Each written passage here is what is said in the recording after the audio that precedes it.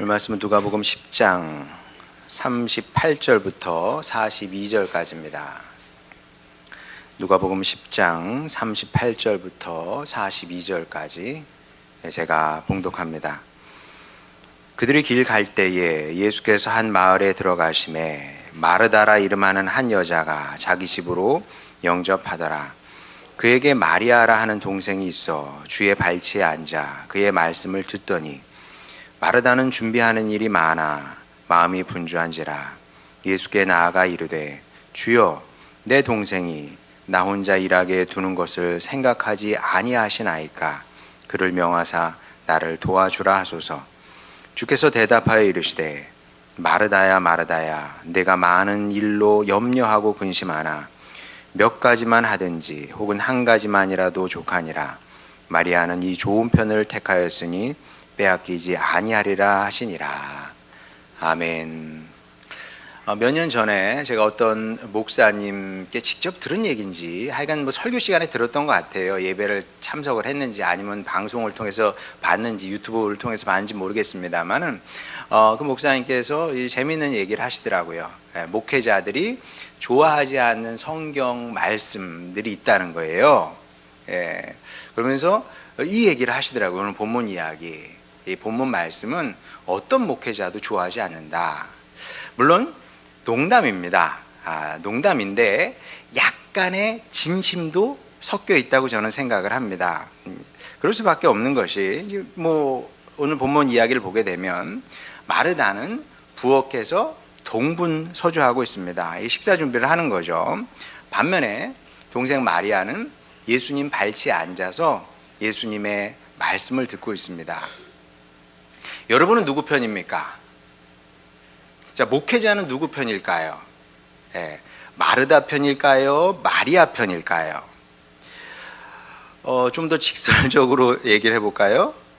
뭐 어느 교회나 마찬가지일 텐데 우리 교회는 뭐 그렇지는 않습니다만은 좀 교회 규모가 커지면은 뭐 당연히 그렇게 갈릴 겁니다. 자, 어떤 성도는 예배만 드리고 바로 갑니다. 아니면 그냥 점심 먹고 바로 갈 수도 있겠죠. 반면에 어떤 성도는 예배만 열심히 드리는 것이 아니라 식당 사역까지 잘 하고 열심히 하고 그리고 집에 갑니다. 자, 그러면 이 둘 중 어떤 성도가 목회자에게 더 큰 힘이 되겠습니까? 뭐 답이 필요 없는 질문이겠죠. 자, 근데 이제 큰 교회건 작은 교회건 이 식당 사역이 중요합니다. 진짜 중요해요. 중요한데 근데 그만큼 또 잡음이 가장 많이 나오는 곳이기도 합니다. 이 식당 사역이 진짜 어려운 겁니다. 조금만 잘못하면 불평, 불만, 뭐 원망 다양한 게 나오고요. 여기 식당 사역하면서 시험도 많이 듭니다. 그럴 수밖에 없는 게 그걸 좋아하는 사람은 없거든요. 하기 싫은데 해야 되고요. 그리고 가급적이면 조금 하고 싶은데 또 그럴 수는 없는 거 아니겠습니까? 하다 보면 내 일의 분량이 커지기도 하고 많아지기도 하고 뭐 그런 겁니다.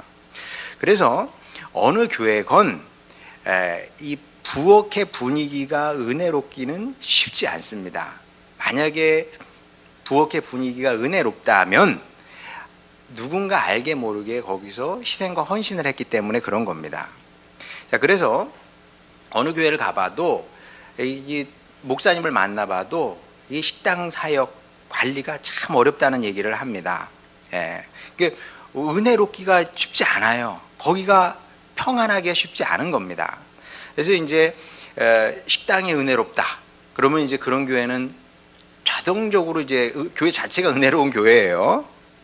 근데 뭐 그게 워낙 쉬운 일이 아니기 때문에 그런 교회를 이게 만나기는 쉽지가 않습니다.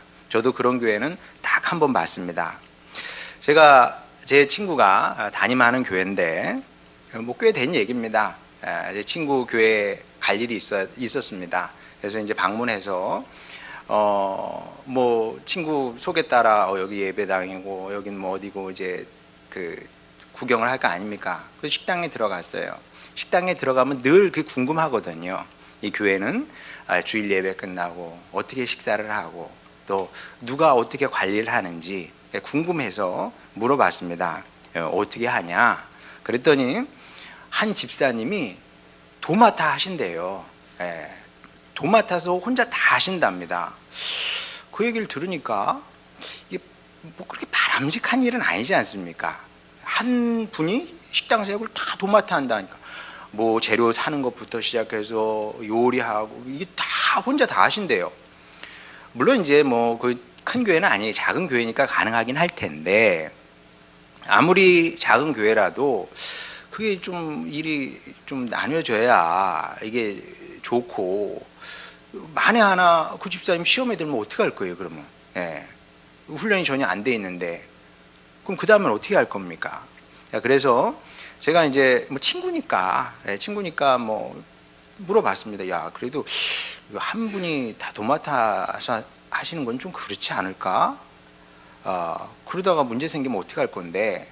제가 그랬더니 제 친구가 너무 자신만만하더라고요. 아이, 야, 그런 일 없어. 걱정 안 해도 돼. 그 집사님이 기쁨과 즐거움과 감사로 한다는 거예요. 부엌에 들어가 보면 찬양하면서 쌀도 씻고 반찬도 만들고 국도 끓이고 너무 감사로 하신대요. 그리고 그렇게 하시니까 집사님이 교회 성도들이 다 만족하고 감사하고, 당연히 그렇겠죠, 먹는 입장에서는. 그렇게 한다는 거예요. 그래서 야, 세상에 그런 집사님이 있어. 야, 나 어떤 분인지 한번 만나보고 싶다.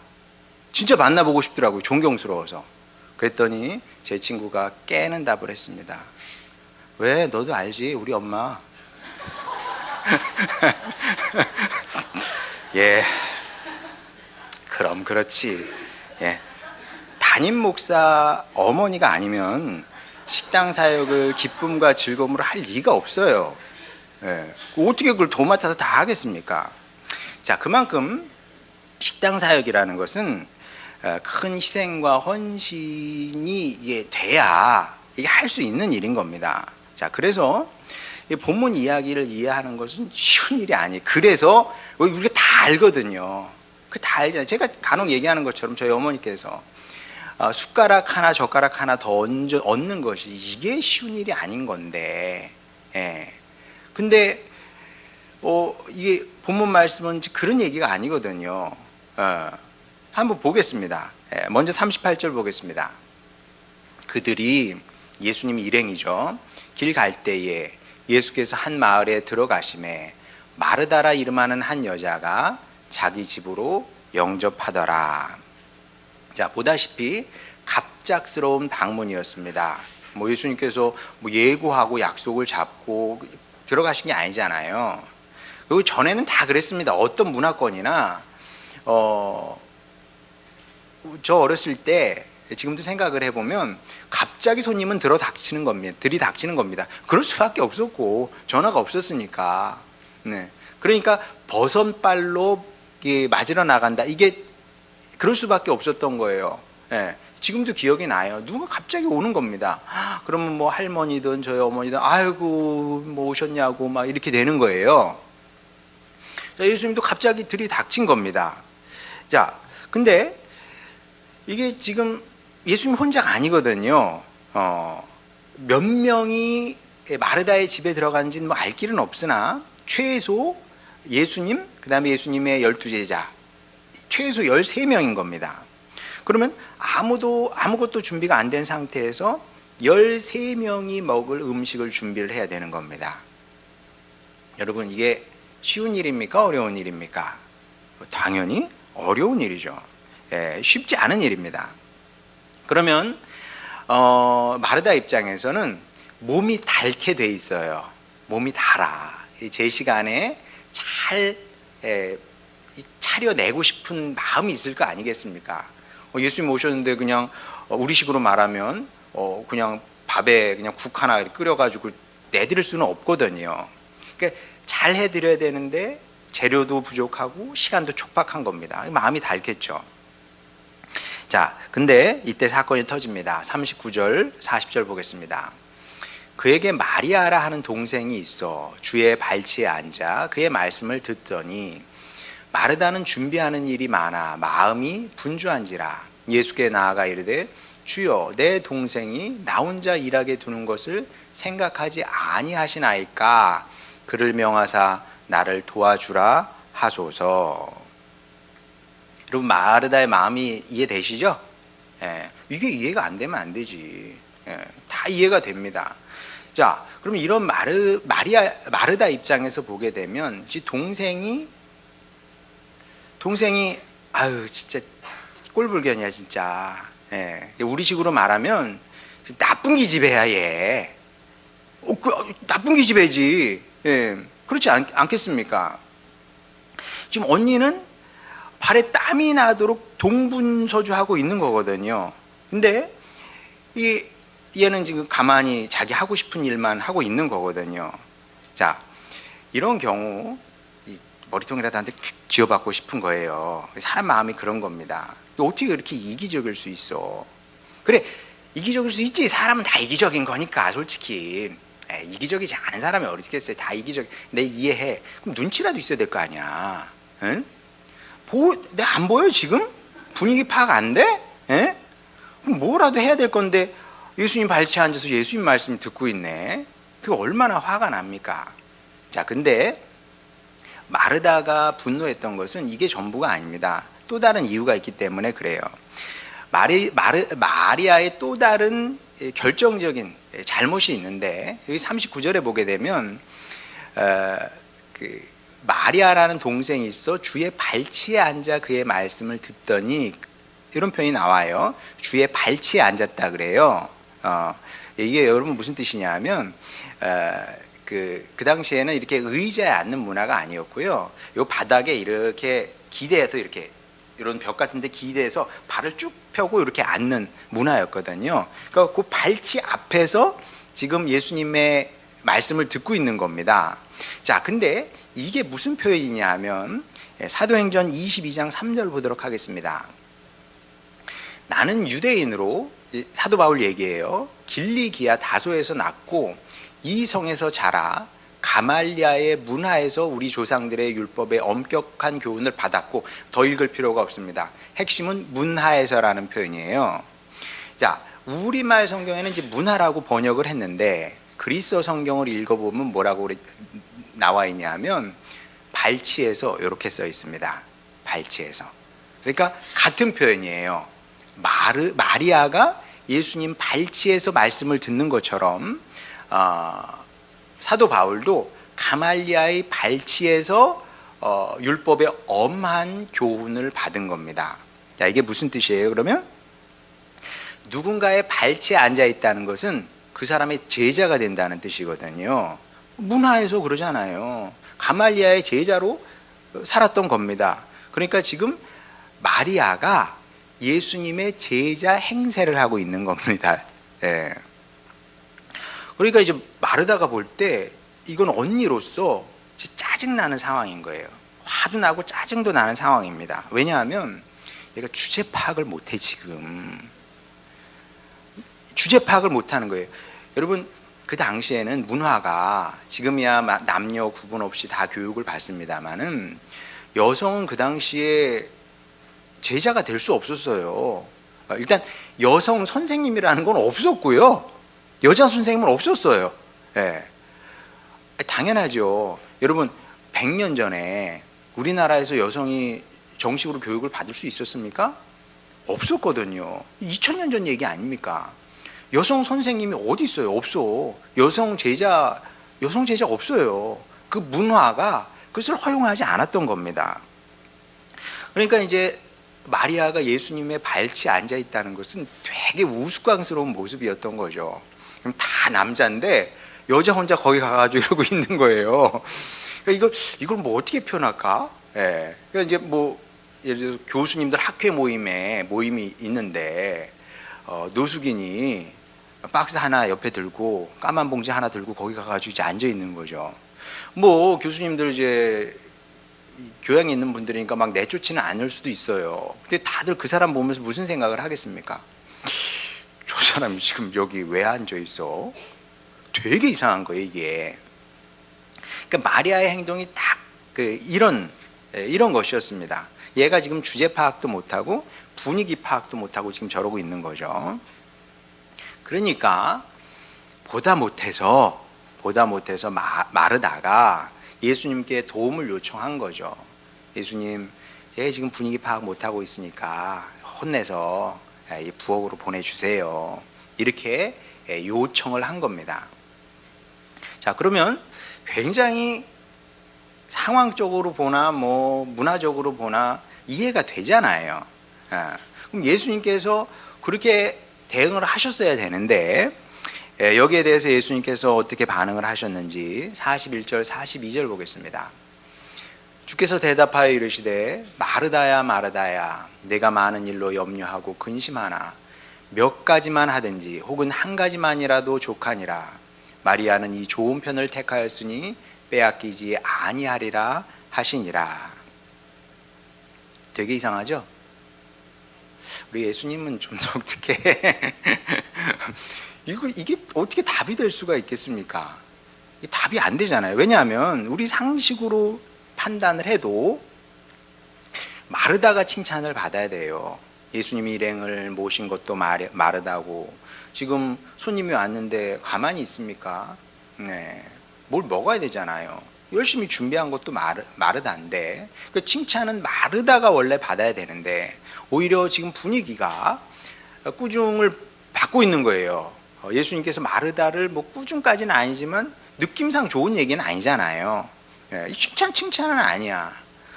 근데 마르다는 꾸중을 받고 칭찬은 마리아가 받은 겁니다. 이게 요즘 아이들이 하는 말처럼 공정하지 않아. 뭐 2000년 전에는 공정하지 않은 상황이 쉽게 받아들여지겠습니까? 어느 시대든 공정하지 않은 건 안 좋아하거든요. 이게 뭔가 시험 들기 딱 좋은 상황인 겁니다. 이게 이걸 지금 예수님 말이라고 하시나 지금 이런 식으로 반응하게 되는 거죠. 우리 상식으로도 그래요. 저도 그런데 여러분 어떠십니까? 자, 그래서 제가 쉽지 않잖아요. 근데 설교는 또 해야 되고 그래서 오래 묵상을 했습니다. 이제 뭐 저야 뭐 이렇게 말씀을 전해야 되는 사람이니까 어떻게든 여러분 한 주 동안 살 수 있는 하나님의 영의 양식을 전해줘야 되는 사람 아니겠어요? 그래서 한 주 내가 뭐예요? 좀 뭐 다다음 주 설교 미리 생각을 하고 뭐 그래야 되는 거니까 뭐 오랫동안 이 묵상을 했어요. 주님, 이걸 어떻게 받아들여야 됩니까? 저는 이해가 안 되는데. 저는 마리아 편입니다. 제가 목사여서가 아니라 인간적으로 저는 마르다 편입니다. 어떻게 마리아 편을 들 수가 있겠습니까? 그래서 결론은, 오랜 묵상과 기도 끝에 결론은 뭐냐면 이 말씀은 비유로 받아들여야 된다. 그게 제 결론이었습니다. 목사님, 이게 어떻게 비유예요? 그냥 이야기지. 그렇죠. 이건 비유는 아닙니다. 그런데 예수님 말씀의 다수는 비유이거나 비유의 특성을 갖고 있습니다. 비유의 성향을 갖고 있어요. 여러분이 이제 예수님의 말씀을 읽는단 말이에요. 딱 읽었을 때 문자 그대로 받아들일 수 없는 말씀들이 있습니다. 그런 말씀은 비유가 아니더라도 비유처럼 읽어야 되는 겁니다. 어떤 말씀이 있을까요? 오른손이 죄를 범했대요. 그럼 잘라버리고 천국 가는 게 낫대요. 그럼 여러분 그걸 문자 그대로 받아들일 겁니까? 그런 사람 없어요. 만약에 그런 사람이 있다면, 그런 걸 가르치는 사람이 있다면 그 사람은 미친 거지. 그건 미친 거야. 그리고 말이 맞지 않아. 그러면 그걸 가르치는 사람은 사지가 없어야 돼요. 눈도 없어야 되는 겁니다. 근데 갖고서 그 얘기를 하겠죠. 근데 여러분 생각해 보세요. 내 오른손이 범죄하지 않았다 있어요? 내 왼손이 범죄하지 않았다 있어요? 내 발이 정말 깨끗하다 그런 사람 있습니까? 내 눈은 항상 좋은 것만 봅니까? 그럼 예수님의 말씀대로라면 다 잘라버리고 다 빼버려야 돼요. 이렇게 받아들이는 사람은 없습니다. 자, 그럼 어떻게 받아들여요? 이 말씀의 숨은 뜻이 무엇인지 헤아리려고 한단 말이에요. 이게 비유 해석의 핵심인 겁니다. 그리고 본문도 그렇게 해석을 해야 되는 겁니다. 자, 이 말씀을 읽고 마르다의 식당 사역은 쓸모없는 짓이야, 무가치한 거야, 이렇게 받아들이면 안 됩니다. 그게 어떻게 무가치하고 쓸모없는 일이겠습니까? 다시 말씀드리지만 이거는 희생과 헌신이 아니면 못할 일이에요. 고귀한 일인 겁니다. 자, 그러면 어떻게 받아들여야 되냐면, 예수님께서 이 말씀을 지금 하고 있는 게 아닙니다. 이 말씀을 하고 있는 것이 아니고 다른 중요한 사실을 말씀하고 싶으신 거예요. 그리고 우리는 그것을 캐치하면 됩니다. 그리고 그것을 파악해서 나머지는 버리는 거예요. 이게 비유의 핵심입니다. 그러니까 비유를 이해할 때 이게 핵심이에요. 목사님 어려워요. 하나도 안 어렵습니다. 예를 들면, 자, 누군가 여러분 자녀를 보고 아이고 똥강아지네, 그렇게 말할 수 있잖아요.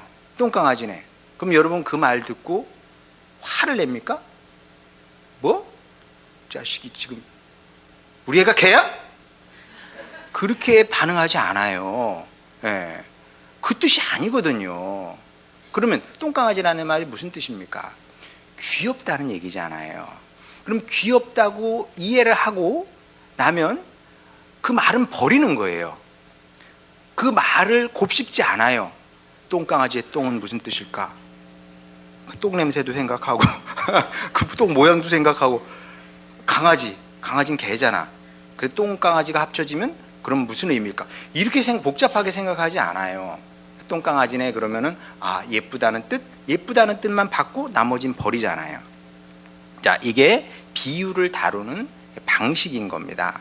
그래서 오늘 본문 말씀을 읽으면서도, 이 본문 이야기를 읽을 때 뭐 부엌 사역이 중요하냐 안 중요하냐 그 얘기가 아니고, 예수님은 지금 우리가 인생을 살면서 선택이 얼마나 중요하냐, 이 말씀을 지금 하고 있는 겁니다.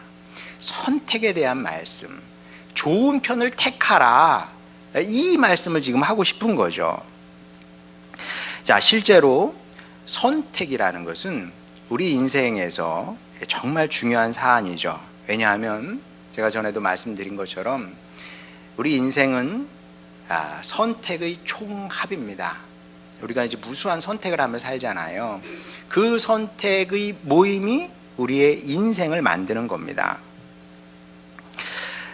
그래서 이제 우리가 무엇을 선택하며 사느냐, 이거는 아무리 강조해도 지나치지 않은 정말 중요한 사안이라는 거죠.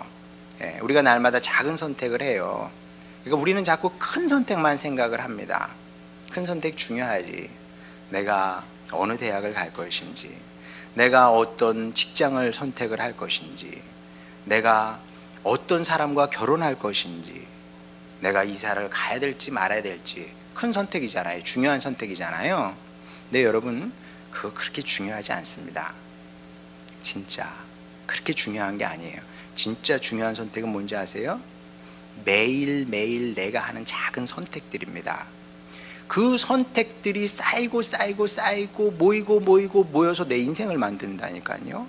그 작은 선택을 어떻게 하느냐에 따라서 내 인생이 성공적인 인생이 될 수도 있고 망하는 인생이 될 수도 있고 그런 겁니다. 자, 그래서 예수님께서 지금 그 말씀을 하시는 거죠.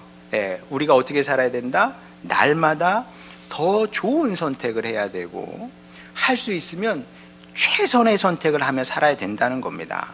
자, 그러면 최선의 선택이라는 건 도대체 뭐냐? 성경이 아니면 우리가 알 수가 없어요. 이거는 최선의 선택이 무엇이냐?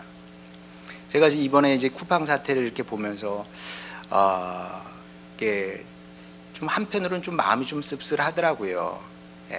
그래도 대장이 나와서 죄송합니다 이렇게 하면 좋았을 것 같은데, 뭐 이유는 모르겠어요. 그게 쉽지 않은 거죠. 잘은 모르지만 그게 경제 논리고 그게 뭐 사업의 논리가 아닌가, 그런 생각이 듭니다. 그것을 선택을 한 거죠. 자, 이렇게 사람들이 좋지 않은 선택을 합니다. 자, 그래서 예수님께서 그 답답하니까, 그렇게 살면 안 돼 사람이. 그러니까 예수님께서 최선의 선택이 무엇인지 이 말씀을 통해서 우리에게 가르쳐 주시고자 하셨던 겁니다. 자, 42절 다시 보게 되면, 몇 가지만 하든지 혹은 한 가지만이라도 족하니라. 마리아는 이 좋은 편을 택하였으니 빼앗기지 아니하리라 하시니라. 이거죠. 우리가 인생을 살아가면서 많은 선택이 있습니다. 매일매일 사실 선택을 하며 살아요. 사실은 우리가 아침에 일어나는 순간부터 시작해서 잠자리에 드는 그 순간까지 무수한 선택을 하며 살아가는데, 그 중에서도 최고의 선택은 무엇이냐면 마리아의 선택인 거죠. 마리아가 뭘 선택을 했어요? 예수님을 선택을 하고 예수님의 말씀을 선택을 한 거죠. 근데 이게 좋은 거예요. 좋아. 이게 좋은 거야. 이 좋다는 것은 그 창세기 1장에 보면 나옵니다. 하나님 보시기에 좋았다. 그런 의미에서 좋은 거거든요. 완벽한, 대칭을 이루는 완벽한 아름다움인 겁니다. 자, 그러면 어떤 점에서 좋으냐? 어떤 점에서 좋을까요? 자, 우리가 살아가면서 예수님을 선택을 합니다. 그분의 말씀을 선택을 합니다. 어떤 면에서 좋을까요? 일단 주님 보시기에 좋은 겁니다. 그게 여러분도 자녀를 키우면서 자녀들이 보기 좋을 때가 있잖아요. 부모님이 계속 가르쳐 주는 겁니다. 밥도 쩝쩝쩝 먹으려면 그렇게 먹지 말아라. 입 다물고 먹어야지. 부터 시작을 해서 삐딱하게 앉아요. 그렇게 앉는 건 바람직하지 않아. 바른 자세로 앉아야지. 인사는 좀 하고 다니냐? 우리도 물어보거든요. 우리 아들한테 돌봄 선생님 만나면 여전히 인사하니? 인사해야지. 인사하면 살아야 된다. 이 모든 것들 보기 좋은 거거든요. 우리 아들이 돌봄 선생님 1학년 때 2학년 때 반가워 돌봄 선생님들 만나서 인사한다고 쳐보세요. 선생님 안녕하세요. 얼마나 보기 좋겠습니까? 자, 마찬가지로 하나님께서 우리 주님께서 보실 때 우리가 일생을 살아가면서 예수님을 선택합니다. 그분의 말씀을 선택합니다. 이건 보기 좋은 거예요. 그럼 보기 좋을 게 다냐? 그게 아니라 이게 선한 겁니다. 선이라는 것은 사람들은 그렇게 생각을 해요. 교회 밖에 있는 사람들은 뭐 착한 일을 좀 하고 뭐 이런 것도 그것도 선이지. 그게 선이 아니란 얘기가 아니에요. 근데 우리 주님께서 보실 때 그거보다 더 선한 것은 무엇이냐 하면 예수님과 그분의 말씀을 선택하는 거고요. 그리고 또 이게 좋은 이유는 이게 유익하기 때문에 그렇습니다. 우리가 예수님을 선택하고 그분의 말씀을 선택하잖아요. 그럼 그게 우리 삶에 유익이 되고요. 우리 주변 사람들에게도 유익을 끼칠 수가 있게 되고요. 그리고 주님 나라 사역을 위해서도 이게 유익이 되는 겁니다. 자, 그러면 어떻게 살아야 되는지 답이 나오는 겁니다. 어떻게 살아야 될까요? 일단 습관을 따라 살면 안 되겠죠. 습관이라는 건 무서운 겁니다, 여러분. 아침에 딱 눈 뜨면 자동적으로 내 몸이 움직이잖아요. 습관을 따라서 살면 안 되고, 그리고 기쁨과 즐거움만 선택하며 살아서는 안 됩니다. 기쁨과 즐거움도 필요하죠. 근데 그게 내 인생에서 선택을 하는데 주요 동기가 되면 곤란하다는 거죠.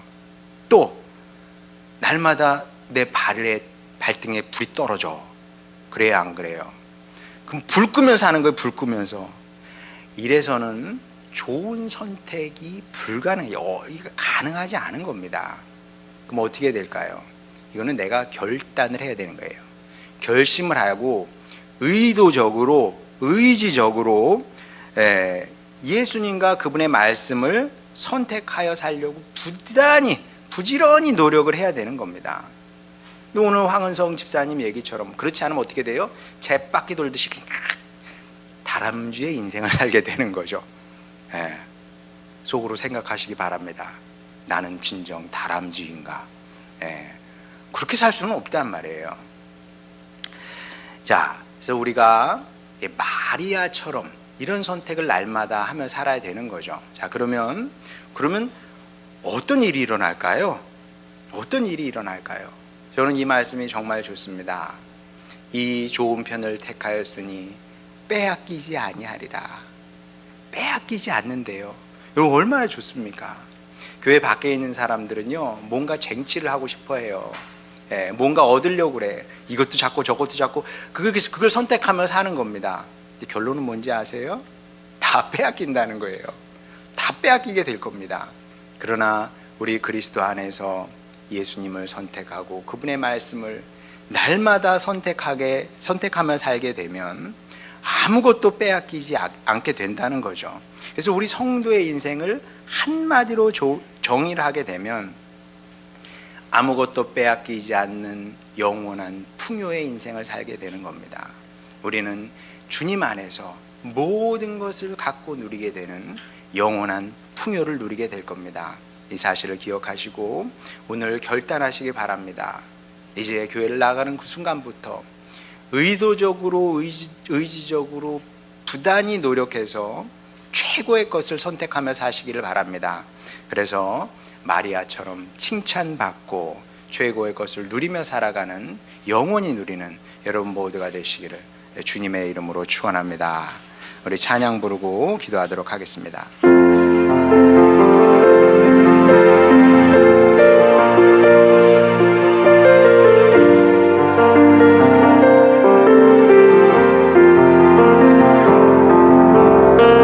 세상은 들리고 사람들은 변하여도 나는 주를 섬기리. 주님의 사랑에 영원히 변하지 않네. 나는 주를 신뢰.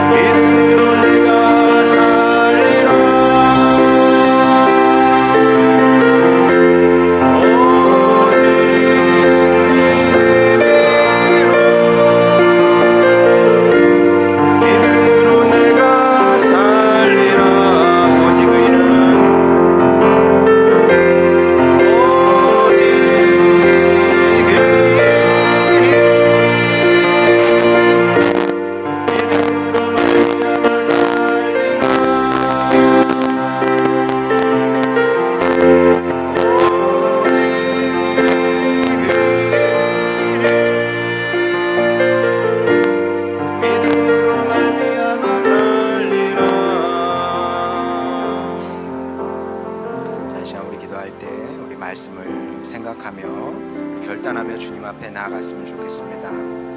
언젠가 좋은 날이 오겠지. 아니요, 그냥 좋은 날은 절대 오지 않습니다. 그것은 하나님의 공의와도 맞지 않고 하나님의 정의와도 맞지 않습니다. 좋은 날이 오려면 우리가 날마다 바른 선택을 하며 살아야 됩니다. 마리아 같은 선택을 해야 됩니다. 그래서 이 시간 기도할 때 주님, 제가 결단하겠습니다. 물론 쉽지는 않습니다. 쉬운 일은 아닙니다. 왜냐하면 우리의 선택이라는 것은 다른 사람이 볼 때 웃어 보이는 것일 수도 있고요, 맞지 않는 것처럼 보일 수도 있고요, 그리고 우리의 본성과 싸워야 되는 부분도 있습니다. 그러나 우리가 이 시간 배웠으니 결단했으면 좋겠습니다. 주님, 제가 지난 세월 하루하루를 살아가면서 주님을 선택하고 주님의 말씀을 선택한 것이 하루에 몇 번 되지 않습니다. 이제 그 수를 늘려가겠습니다.